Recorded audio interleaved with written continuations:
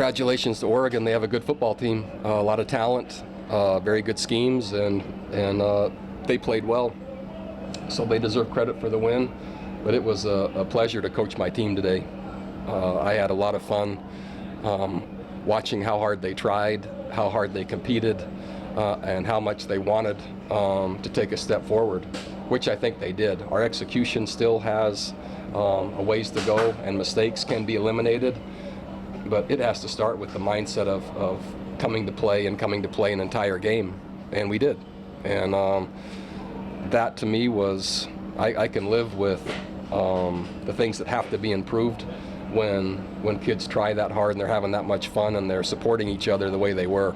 And that was the makings of a football team today. And that was a completely different feeling than I had a week ago as a starting point. So we got what we asked for. They were united, they played harder, they played more with more chemistry, with more support. They were into the game much more, and they tried harder, longer. The execution, again, will catch up. The mistakes that we made will have to be fixed, and those things at some point will give us a chance to have a breakthrough and move the program forward in terms of wins. But I had fun today, and I had fun coaching my team today.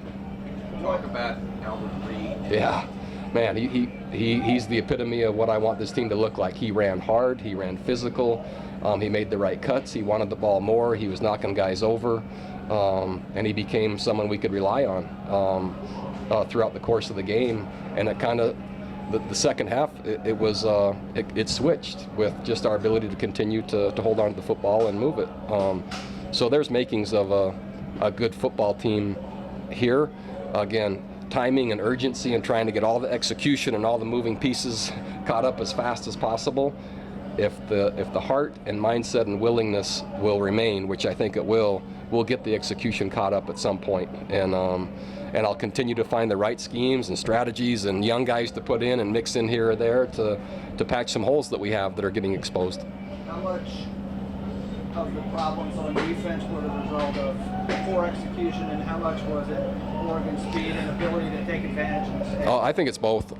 Anytime the ball was run through the line of scrimmage, there's a gap that wasn't being handled. So that's an assignment mistake on our part. But there were plenty of times where it looked pretty good, and the guy he broke tackles. And so they had good players, and they ran us a few times in terms of coverage, where we need to learn to play with better leverage and better discipline and keeping the ball in front of us and matching the situation. So it's a combination. It's execution and the type of players Oregon has. But it's all correctable. That's the good news.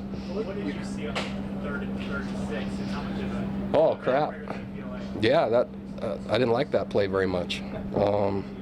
So we had a player that got beat, and it took our middle post player out of the middle, and then their Olympian is fast, and so the idea was we were supposed to have a middle post to help on him. We got a guy that got beat. Our middle post came out, and they threw it behind us.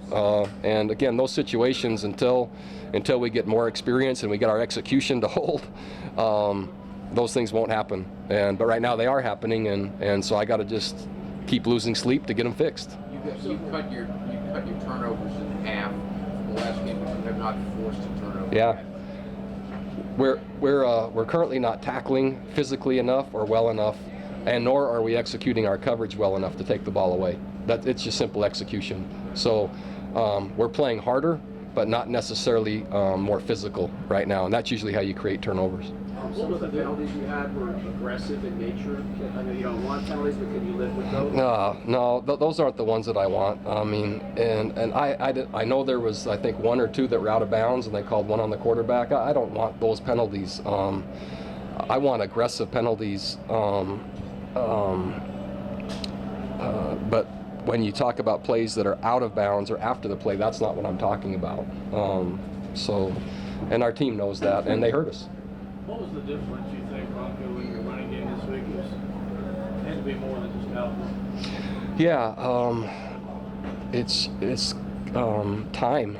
You know, I mean, we are learning a lot about our team, and dang, I learned a lot more today than I learned after week 1, and I'll learn more after the next one. And I'm trying to, and our staff's working to project who gets the ball and how much, and who tackles who and who covers who as quickly as we can.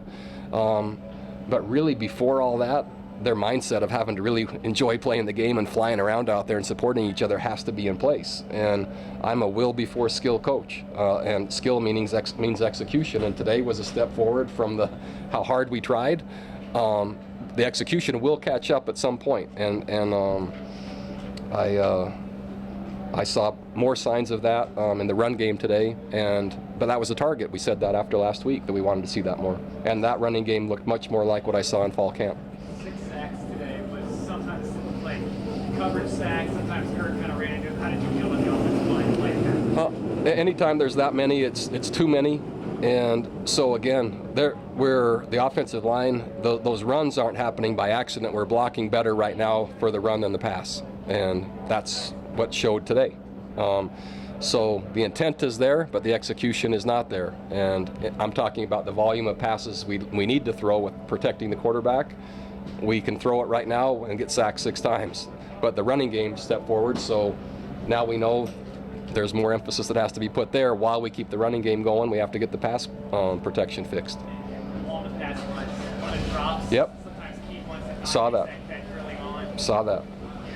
Yeah, so it's man, there's missed opportunities everywhere. I'm not sure if the execution, if just those things enough would have helped or would have won the game for us, but they're easy to see, and there's so many that we can fix. But it's going to be sequential. I would love to tell you all it's it's going to happen next week. I would love to say that, but it's going to continue to be better next week than it was this week, and it was better this week than it was last week. That was my take on it, and that's my job, is to help us continue to get better, and then eventually it will look like really good football, and it'll stay that way for a long time. We're facing a 39-yard field goal there in the first quarter, and chose to go with the fade. Was that the wind was blowing in your face or on the road? We had made a decision. The way they aligned, we thought, and I still think, we just need to execute a little bit better. But I was really comfortable and confident that it was going to work, and it didn't. So lesson learned. But man, they aligned exactly the way we wanted them to, and we just didn't quite execute it well enough.